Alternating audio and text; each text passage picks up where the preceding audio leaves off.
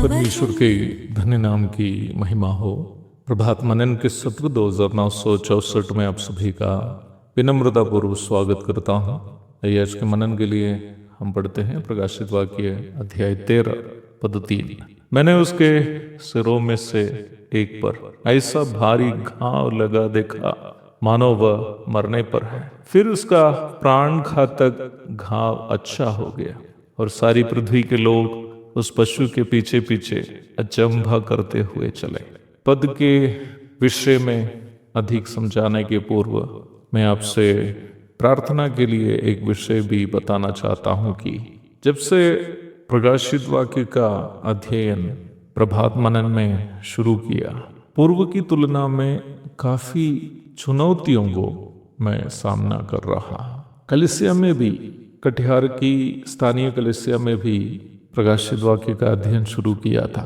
काफी चुनौतियों को सामना करना पड़ा और अभी भी काफी बार अध्ययन को तैयार करने में भी चुनौतियों का सामना करना पड़ रहा है। उन सभी चुनौतियों के विषय में मैं प्रभात मनन में बताना नहीं चाहता हूं, क्योंकि उसके लिए पर्याप्त समय नहीं है। एक बात बिल्कुल सच होगी कि शैतान कभी नहीं चाहता है कि उसके पराजय के बारे में, उसको आखिर में मिलने वाला दंड के बारे में समझाने वाली पुस्तक प्रकाशित वाक्य को लोग समझे। वो कभी नहीं चाहता है कि लोग उसके पराजय को जाने, इसलिए वह हर संभव ये कोशिश करेगा कि इस अध्ययन को बंद कराए। काफी चुनौतियों के बावजूद भी इन अध्ययनों को जारी रखने की कोशिश की जा रही है और इसलिए आपसे आग्रह है कि कृपया मेरे लिए और इस सेवकाई के लिए अवश्य प्रार्थना करें। हमारे बीते प्रभात मनन में हम ये देखे थे कि मसीह विरोधी एक ऐसा शासक होगा जिन्हें शैतान ने अपना सभी अधिकार, सामर्थ्य तथा सिंहासन दे दिया। अध्याय 12 की 3 में हम देख चुके थे कि अजगर अथवा शैतान के 7 सिर है। अब यह हम देखते हैं कि शैतान का शारीरिक रूप पशु अथवा मसीह विरोधी के भी 7 सिर है। जैसे प्रभु यीशु मसीह अदृश्य परमेश्वर का मनुष्य रूप है, वैसे ही अदृश्य शैतान का मनुष्य रूप के तौर पर मसीह विरोधी को यहाँ प्रस्तुत किया जा रहा है। मैंने आपको ये बताया था कि मसीह विरोधी का शासन का समय पूर्व के सभी साम्राज्यों के गुणों को बिना खोए पर अंतिम साम्राज्य का स्वभाव को अधिक प्रदर्शित करने वाला एक शासन होगा। अंतिम साम्राज्य दानियल की भविष्यवाणी के अनुसार रोम साम्राज्य था, जो आज यूरोप, एशिया एवं अफ्रीका के अलग अलग देशों के रूप में विभाजित होकर अस्तित्व में है। प्रकाशित वाक्य 17 की 9 और 10 पदों से हमें यह सूचना मिलती है कि 7 सिर, 7 पहाड़ भी है और 7 राजा भी है। प्रकाशित वाक्य 17 की 11 से हमें जानकारी मिलती है कि मसीह विरोधी इन 7 राजाओं में से एक है, पर वह 8वां बनकर उभरेगा भी।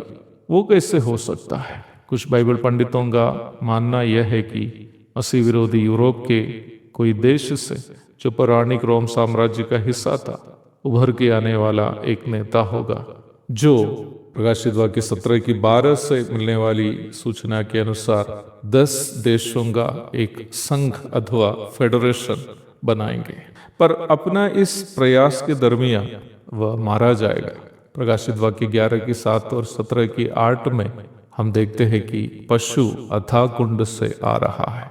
इसका मतलब ये होने की संभावना है कि प्रथम 7 राजाओं में से एक मर जाए और मृतक राजा जी उठकर 8वां राजा बनकर उभर कर आए।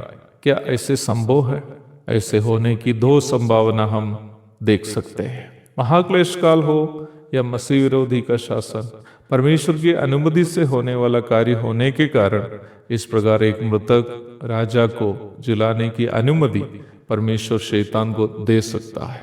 दूसरे कारण हम प्रकाशित वाक्य 13:15 में देखते हैं कि पशु की मूर्ति में प्राण डालने का अधिकार दिया जाता है। यदि ऐसी बात है तो हम ये अनुमान लगा सकते हैं कि प्रभु यीशु मसीह के नकली होकर खुद को असली मसीह साबित करने के लिए मसीह विरोधी अपने आप को मृत्यु से जी उठकर दिखाने की संभावना है, ताकि लोगों को वह इस प्रकार गुमराह कर सके और खुद को जी उठने वाले के रूप में साबित करते हुए लोगों को अपने ऊपर विश्वास करने के लिए प्रेरित कर सके। यह पशु के सिर में लगे घाव जो बाद में अच्छा हो जाता है, संभवतः इन सच्चाइयां सूचित करता है। एक और शुभ दिन की धन्य कामनाओं के साथ आज का मनन में यह समाप्त करता हूँ। प्रभु आप सबको आशीष दे। आमीन।